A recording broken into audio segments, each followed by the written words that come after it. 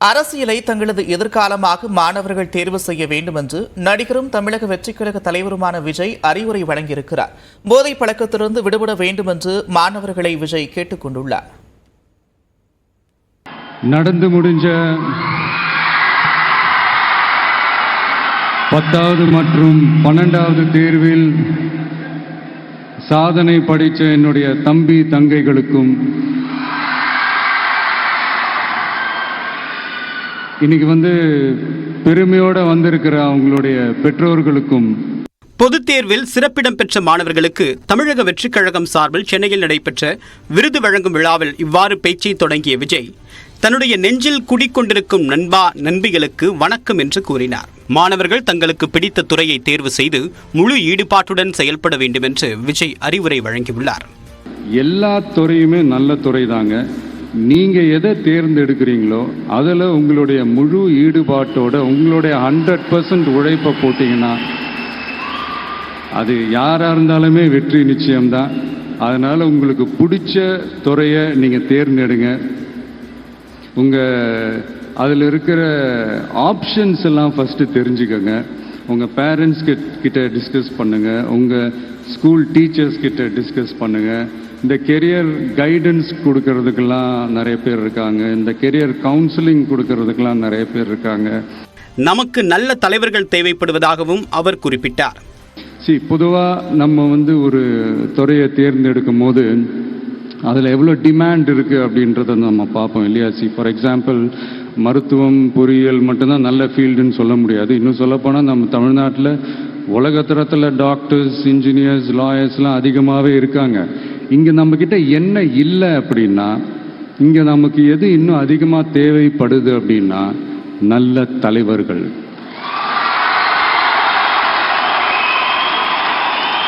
நான் தலைவர்கள்னு சொன்னது வெறும் அரசியல் ரீதியாக மட்டும் சொல்லலை. இப்போ நீங்கள் ஒரு துறைக்கு போகிறீங்க, அதில் நீங்கள் சிறந்து விளங்குனீங்கன்னா அந்த ஒரு தலைமை இடத்துக்கு உங்களால் ஈஸியாக வர முடியும்.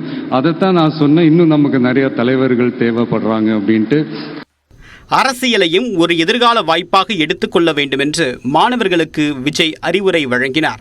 ஃபியூச்சரில் அரசியலும் ஏன் ஒரு கெரியர் ஆப்ஷனாக வரக்கூடாது? அப்படி வரணுன்றது என்னுடைய விருப்பம்.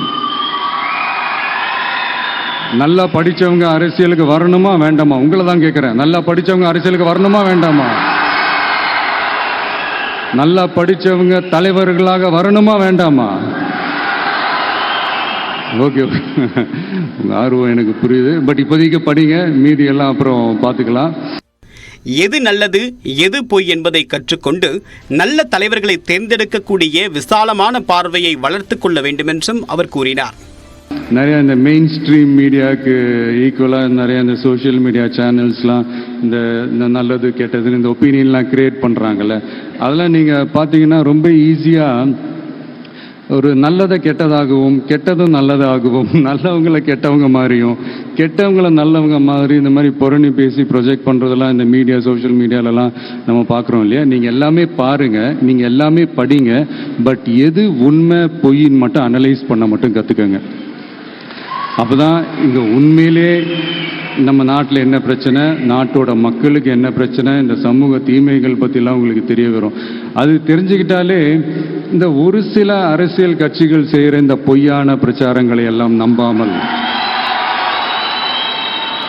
எது கரெக்டு, எது தப்பு, எது உண்மை பொய்ன்னு இதை அனலைஸ் பண்ணி பார்த்துட்டு நல்ல தலைவர்களை தேர்ந்தெடுக்கக்கூடிய ஒரு விசாலமான ஒரு உலக பார்வை உங்களால் வளர்த்துக்க முடியும். அது வந்துட்டாலே அதை விட ஒரு சிறந்த அரசியல் வேற எதுவுமே இருக்க முடியாதுங்க. போதைப் பொருள் பழக்கத்திலிருந்து மாணவர்கள் விடுபட வேண்டும் என்றும் விஜய் கேட்டுக்கொண்டார். இப்போ உங்களுடைய இந்த நட்பு வட்டாரத்தில் இப்போ ஏதோ ஒரு விஷயம் தப்பாக இருக்குது அப்படின்னா, இப்போது அதில் சில பேர் இந்த தவறான பழக்கங்களில் ஈடுபட்டிருந்தாங்கன்னா முடிஞ்சால் அவங்கள நல்வழிப்படுத்த பாருங்கள். இந்த தவறான பழக்கங்களில் மட்டும் ஈடுபடாதீங்க, ஈடுபடக்கூடாது. நான் முன்னாடியே சொன்ன மாதிரி தான், உங்களோட அடையாளத்தை எக்காரணத்தை கொண்டு இழந்துடாதீங்க. Don't lose your identity at any cost. இது நான் ஏன் இவ்வளோ வலியுறுத்தி சொல்கிறேன்னா, இப்போ ரீசெண்ட் டைமில் நீங்கள் பார்த்தீங்கன்னா நம்ம தமிழ்நாட்டில் இந்த போதை பொருட்களுடைய இந்த பயன்பாடு அதெல்லாம் வந்து முக்கியமாக யங்ஸ்டர்ஸ் மத்தியில் ரொம்பவே அதிகமாயிருச்சு. ஒரு பெற்றோர் என்ற முறையில், ஒரு அரசியல் இயக்கத்துக்கு தலைவர் என்ற முறையில் எனக்குமே ரொம்ப அச்சமாக தான் இருக்குது.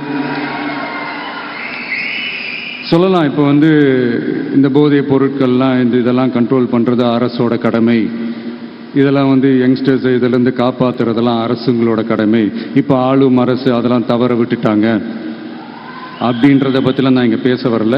அதுக்கான மேடையும் இது இல்லை. நான் என்ன சொல்ல வரேன்னா, சில நேரத்தில் அரசாங்கத்தை விட நம்ம லைஃப்பை நம்ம தான் பார்த்துக்கணும், நம்மளுடைய சேஃப்டியை நம்ம தான் பார்த்துக்கணும். ஸோ உங்களுடைய செல்ஃப் கண்ட்ரோல், உங்களுடைய செல்ஃப் டிசிப்ளின் அதை மட்டுமே வளர்த்துக்கோங்க. Say no to temporary pleasures, say no to drugs. தேர்வில் விரும்பியபடி தேர்ச்சி பெறாதவர்கள் மற்றும் அதிகளவு மதிப்பெண் எடுக்காதவர்கள் அதை பற்றி கவலைப்படாமல் வெற்றி தோல்வியை சரிசமமாக பார்க்க வேண்டும் என்றும் விஜய் கேட்டுக் கொண்டுள்ளார்.